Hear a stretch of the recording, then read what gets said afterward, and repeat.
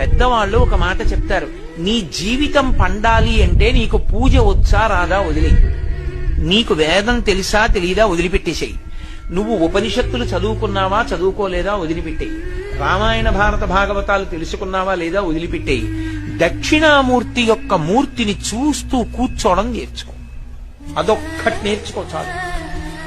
ఏమక్కర్లేదు, ఇంకా దక్షిణామూర్తిని పెట్టుకుని రోజు కాసేపు ఆయన్ని చూస్తే చాలు. మీకు నేను ఇంకా విచిత్రమైన విషయం చెప్పనా, సంటి పిల్లలు కొంచెం కొంచెం పెరిగి పెద్దవాళ్ళు అవుతున్నప్పుడు ఇంట్లో అందమైన దక్షిణామూర్తి విగ్రహం ఉండి, విగ్రహం అంటే ఫోటో కనీసం ఉండి, పిల్లలు కాసేపు దాని వంక చూడడం అలవాటైతే మీరు చూడండి, నేను యథార్థం చెప్తున్న, పెద్దలు నిర్ణయం చేసింది, వాళ్ళు కళ్ళు తిప్పి ఆడుకుంటూ ఆడుకుంటూ పాకడం కూర్చోవడం వచ్చినప్పుడు చూసినప్పుడు వాళ్ళు నిశ్చలంగా కాసేపు ఇలా దక్షిణామూర్తి వంకే చూస్తారు.